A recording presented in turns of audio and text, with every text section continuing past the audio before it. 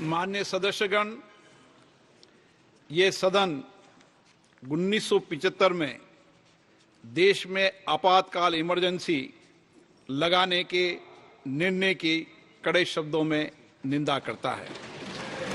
इसके साथ ही हम उन सभी लोगों की संकल्प शक्ति की सराहना करते हैं जिन्होंने इमरजेंसी का पुनर्विरोध विरोध किया, अभूतपूर्व संघर्ष किया और भारत के लोकतंत्र की रक्षा का दायित्व निभाया।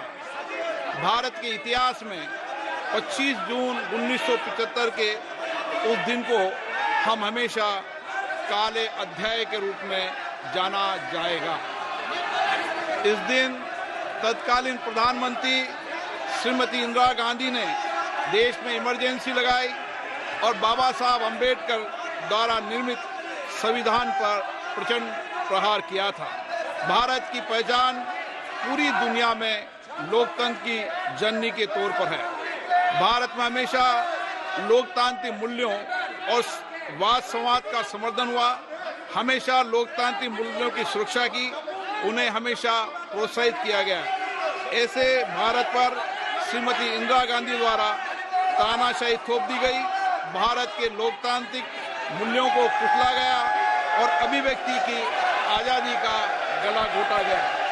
इमरजेंसी के दौरान भारत के नागरिकों के अधिकार नष्ट कर दिए गए, नागरिकों से उनकी आजादी छीन ली गई। ये वह दौर था जब विपक्ष के नेताओं को जेल में बंद कर दिया गया, पूरे देश को जेल खाना बना दिया गया।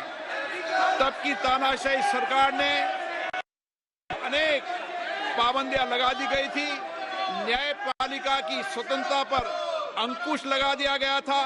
इमरजेंसी का वह समय हमारे देश के इतिहास में अन्याय काल का एक काला खंड था।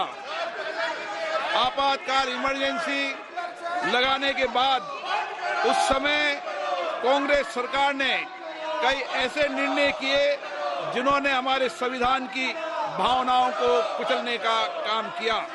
पूर्व और निर्दयी maintenance of internal secretary act Misa में बदलाव करके कांग्रेस पार्टी ये सुनिश्चित किया कि हमारी अदालतें मीसा के तहत गिरफ्तार लोगों को न्याय नहीं दे पाए। मीडिया को सच लिखने से रोकने के लिए parliament president production of publication refill act, press council refill act और prevention of publication of objectionable matter act लाए गए। इस काले खंड में संविधान में 38वां, 89वां, 40वां, 41वां, 42वां संविधान संशोधन किया गया।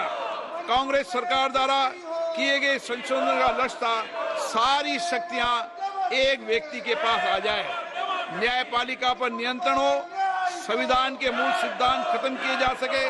ऐसा करके नागरिकों के अधिकारों का दमन किया गया और लोकतंत्र के सिद्धांतों पर आघात किया।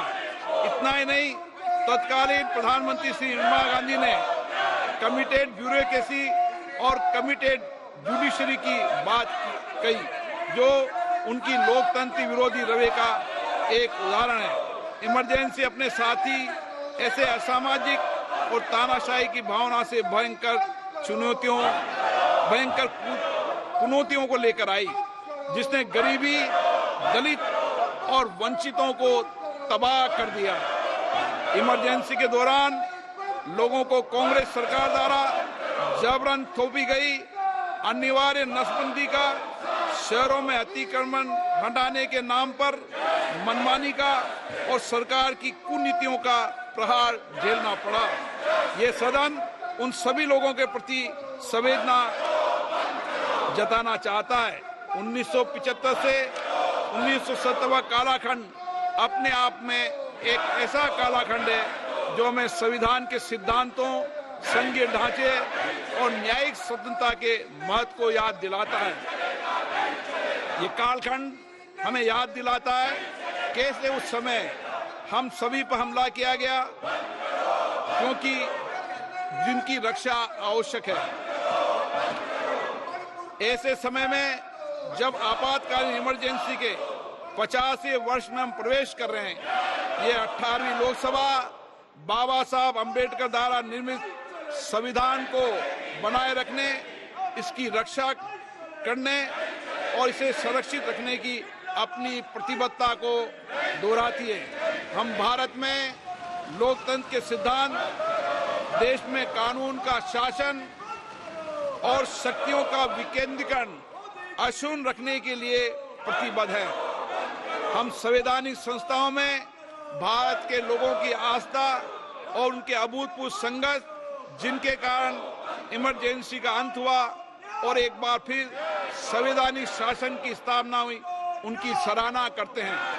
1975 में आज 26 जून के दिन ही देश इमरजेंसी की कूट सच्चाइयों का सामना करते हुए उठा था।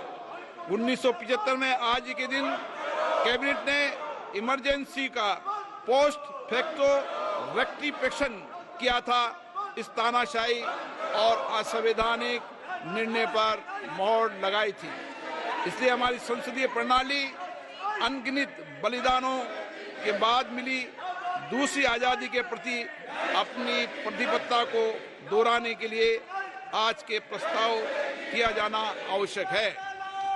अब हम ये जानते हैं कि हमारी युवा पीढ़ी लोकतंत्र के इस काले अध्याय के बारे में जरूर जानना चाहिए। इमरजेंसी के दौरान गैर कानूनी गिरफ्तारियां, सरकारी प्रताड़ना के चलते अनगिनत लोगों को यातनाएं सहनी पड़ी थी। उनके परिवार उनको असमित कष्ट उठाना पड़ा था। इमरजेंसी ने भारत के कितने नागरिकों का जीवन तबाह कर दिया था, कितने लोगों की मृत्यु हो गई थी। इमरजेंसी के इस काले खंड में कांग्रेस की तानाशाह सरकार के हाथों अपनी जान गंवाने वाले भारत के ऐसे कर्तव्यनिष्ठ और देश में प्रेम करने वाले नागरिकों की स्मृति में हम सब 2 मिनट का मौन रखते हैं।